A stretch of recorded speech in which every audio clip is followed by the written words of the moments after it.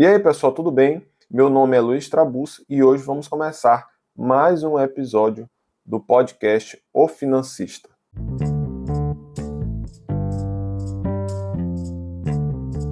Vamos falar nesse primeiro podcast de 2023 sobre o tema autorresponsabilidade nas finanças. Que autorresponsabilidade é algo que tem sido muito falado por meio dos coaches e outros palestrantes que trazem a importância desse tema. Mas antes de eu entrar propriamente no assunto, mas já entrando, eu queria deixar algumas premissas sobre a minha cosmovisão, o que eu penso, para que você tenha um melhor entendimento e não comece a colocar muitos apontamentos no momento que eu estiver falando. Então, quais seriam as minhas premissas sobre autorresponsabilidade? Ou sobre esse tema de responsabilidade, por assim dizer? É que nem tudo está sob o nosso controle. Muitas vezes as pessoas pensam que tudo que acontece na minha vida é resultado de uma ação ou reação minha. Não, o universo não gira a Terra, né? Enfim, o mundo não gira ao redor de mim, nem de você. Existe um conjunto de fatores para que as coisas aconteçam. E uma das explicações para mim, né, que eu vejo, e isso faz parte também da minha visão cristã, sou evangélico, é que Deus tem o controle de todas as coisas. Então Deus está no comando do universo. Sei que algumas pessoas que estão ouvindo agora podem não crer em Deus, crer em alguma outra entidade ou crer no destino, até mesmo no universo, falar o universo está conspirando ao nosso favor ou contra nós. Então, outros acreditam em signos, horóscopos, enfim. Mas a grande questão, para mim, é que Deus tem o controle das coisas. Então, se Deus está no controle de determinados eventos, eu não tenho como ter o controle de tudo. Exemplo, de saúde, muitas vezes são doenças que você não teria como evitar, acidentes, tragédias, morte de familiares, enfim. Tantas coisas que acontecem na nossa vida que não dependem de nós e que isso acaba afetando a nossa vida, as nossas finanças, né, que é o tema aqui. Ao mesmo tempo que o mesmo Deus que está no controle de tudo, ele nos dá a liberdade de escolha. Deus deu ao homem o conhecimento do bem e do mal, e nesse meio termo aí ele também deu a capacidade do homem agir e fazer suas escolhas. Então eu não creio que tudo é determinístico, ou seja, tudo que eu faço, eu sou um ventríloco de Deus. Não, eu estou dentro de um plano maior dele, mas que eu tenho minha liberdade de ação. Então, justamente por isso que eu acabo sendo responsável por minhas ações, tá? Parece um paradoxo, mas, enfim, não vamos entrar na discussão filosófica, teológica disso daqui, tá certo? E outra questão é que eu não estou pregando o egoísmo.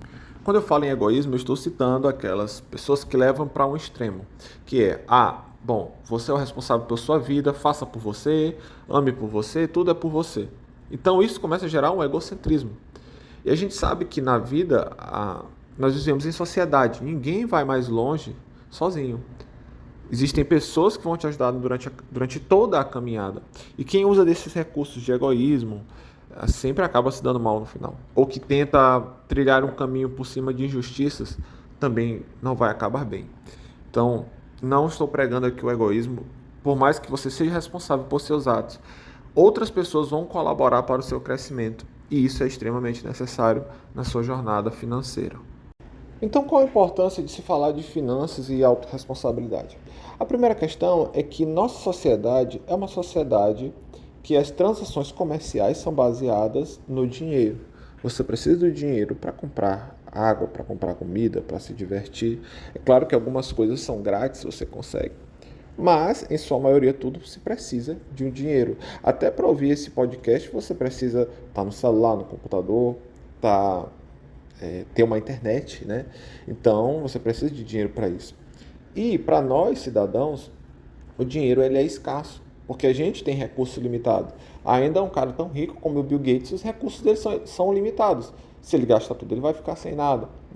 Então nós acabamos tendo que gerenciar bem esse recurso.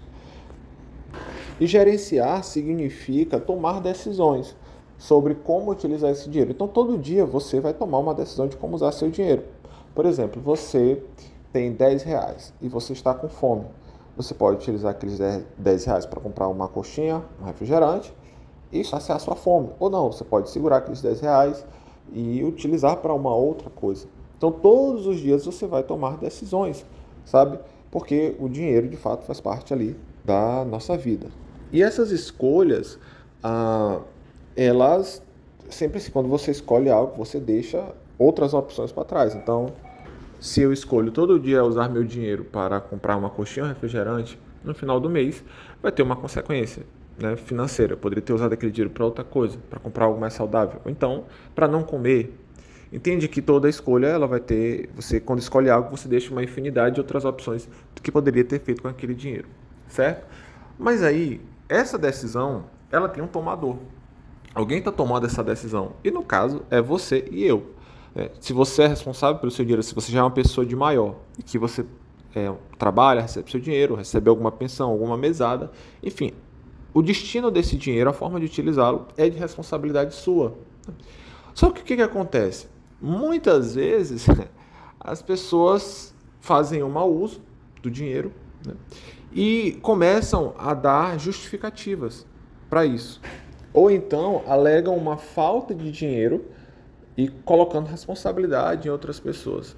Hoje é muito comum você falar do golpe do Pix.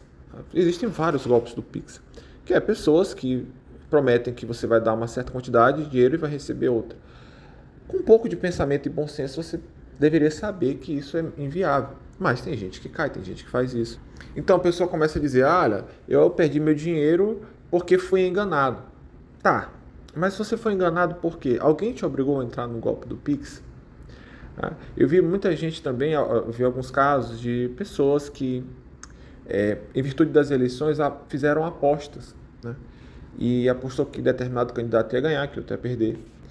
E quando isso acontece, né, muitas vezes a pessoa vai dizer o seguinte, eu não ganhei porque as pesquisas me enganaram, as pesquisas erraram. Ok, mas quem te obrigou a apostar? Quem te obrigou a tomar uma decisão dessa? Então vê que é comum que as pessoas comecem a apontar justificativas para seus erros. Do tipo, hoje eu não tenho muita coisa porque meu marido fez um mau negócio, ou não tenho tanto dinheiro assim porque meus pais não deixaram eu fazer o curso que eu queria, fui influenciado a fazer outro curso, era para eu ter feito medicina e eu fiz direito, não era o que eu queria. Mas assim, você tem que parar para pensar que essas decisões cabem a você. Vocês não foram obrigados. Inclusive, se coloca muito até sobre casamento, né? Eu estou infeliz no casamento porque casei errado. Na verdade, fui enganado pela outra pessoa. Antigamente, né, se a gente for voltar aí no tempo, os casamentos eram arranjados, as mulheres, às vezes os homens não tinham poder de escolha, quem escolhia era a família. E hoje as pessoas gozam de plena liberdade para escolher o seu cônjuge. Mas mesmo assim acabam escolhendo errado e colocando a culpa no outro. Mas será que a culpa não é sua também? De coisas que você deveria ter observado, coisas que você deveria ter pesquisado. Então todas as nossas decisões financeiras, né, de compras, de itens, de muitas coisas, elas são assim, passíveis de erro, claro. Mas muitas vezes nós somos os responsáveis por ela. Na verdade, todas as decisões nós tomamos somos os responsáveis. O resultado nem sempre está nas nossas mãos. Por exemplo, você vai comprar um carro, né? E você pesquisa o carro mais seguro, o melhor que tem é um Citroën C3. Então você vai lá e compra. Pode ser que aquele seu Citroën C3 tenha vindo premiado, né? Ele veio com algum problema no motor e tudo mais. Então, obviamente, você não tem culpa daquilo ali. Você fez o melhor que você pôde. É diferente de você comprar um carro de uma marca desconhecida, que não tem assistência técnica no Brasil, aí você compra o carro, com 2 anos ele sai de linha. Você tem uma parcela de culpa porque você deveria ter pesquisado mais. Mas enfim, na maioria das vezes, nós somos os responsáveis aí pelos resultados dessas nossas decisões. E por que é importante perceber isso? Porque uma vez que a gente entende que nós somos passíveis de erro, né, e que nós somos os responsáveis pelos nossos erros, nós temos a capacidade de aprender. E quando a gente aprende com o erro, a gente começa a tomar as próximas decisões voltadas para o nosso bem-estar e felicidade. Vão ser decisões melhores tomadas. Agora, se toda vez eu colocar a culpa em alguém, deixar de dizer que o erro foi de outra pessoa, eu nunca vou melhorar. Eu nunca vou aprender, por assim dizer. Porque o aprendizado consiste muitas vezes em tentativa e erro. Até porque ninguém nasceu sabendo. Então a gente vai aprendendo por meio das experiências que a gente vive, do conhecimento adquirido pelos nossos pais, pelos nossos professores. Então a gente vai montando nossa visão de mundo. Mas é importante saber que a gente vai errar naquele caminho. Então, para que a gente não erre, ou seja, para que eu tome melhores decisões, o que é preciso fazer? é preciso buscar informação antes de tomar aquela decisão. Eu dei o exemplo do carro. Vou comprar um carro? Bom, o carro, se você está na média salarial e da maioria dos brasileiros, não é uma coisa simples de se comprar, porque é caro, né? Os juros estão altos, fazer um financiamento nem sempre é tão simples de se pagar, então envolve um alto valor. Então, se você vai comprar um carro, você tem que pesquisar, ver vídeo, comprar revistas sobre o tema, pesquisar na internet, ver a avaliação de outros usuários, ir até as concessionárias, fazer um test drive para que você tome a melhor decisão. Tá? Eu dou exemplo também de viagens. Às vezes você vai viajar para um local e hoje nós temos a internet, temos vários buscadores de sites que têm a opinião dos usuários.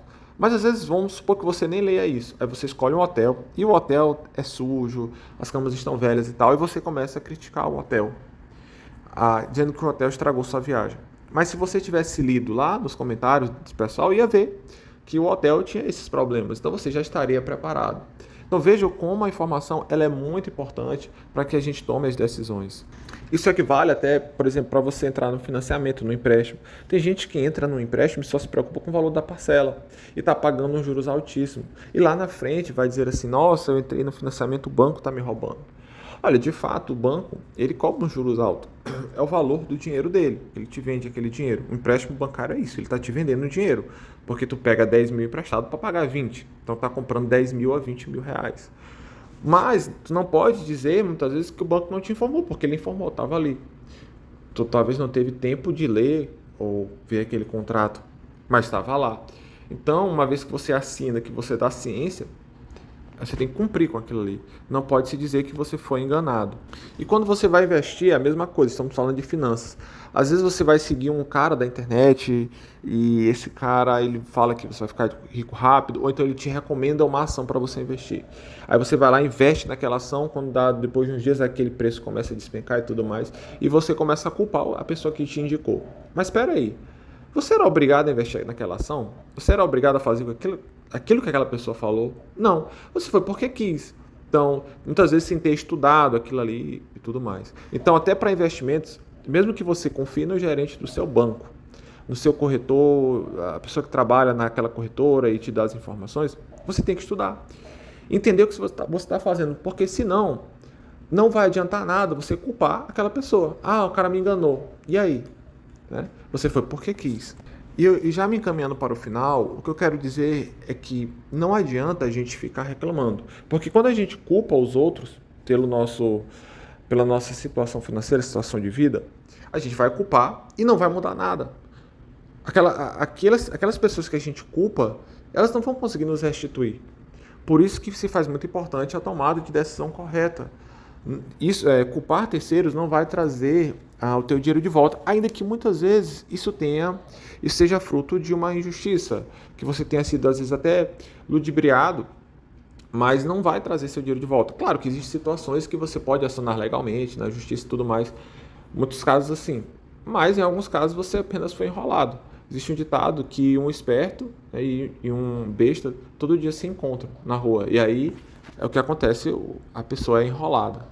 Então, muito cuidado na hora de tomar decisões, principalmente decisões financeiras. É claro que, se você já fez decisões erradas, ainda há tempo de consertá-las. Você tem uma vida aí pela frente para poder consertar seus erros. Não pense ainda que é o fim do mundo, tudo mais. E, agora sim, finalizando, né? Pense na responsabilidade que você tem sobre outros também. Nossas decisões financeiras impactam outras pessoas, principalmente se você já é um pai de família, ou se você toma de conta das finanças dos seus pais, ou se você é o dono de uma empresa que tem outras pessoas sob sua responsabilidade. Então, olhe além. Veja que suas decisões vão afetar outras pessoas. E que as decisões de outras pessoas podem te afetar negativamente e positivamente. Por isso que eu falei lá no começo. Ninguém chega ao topo sozinho. Você vai precisar de outras pessoas, você vai precisar de pessoas ao longo do caminho para você chegar ao sucesso financeiro e outras áreas da vida. Então é isso, pessoal. Eu espero ter trazido luz para vocês sobre esse assunto. Vocês podem me seguir no Instagram, que é luiz.trabucci. Corrigindo, Luiz_Trabucci. Vou deixar aqui na descrição do podcast. Agradeço demais a sua audiência. E nesse ano de 2023 a pretensão é soltar pelo menos um podcast por semana. Se Deus quiser, e der tempo eu consigo fazer mais de um por semana. A audiência de vocês é o que me motiva a estar aqui também, de poder contribuir um pouco para melhorar a vida financeira das pessoas, porque esse é um tema que tem crescido muito, a educação financeira, e hoje é muito fácil investir, é bem mais fácil controlar suas finanças, mas nós temos aí alguns obstáculos pelo caminho. E aqui eu vou falando de alguns deles e vou te ajudando, tá? Então, até a próxima, muito obrigado e um grande abraço.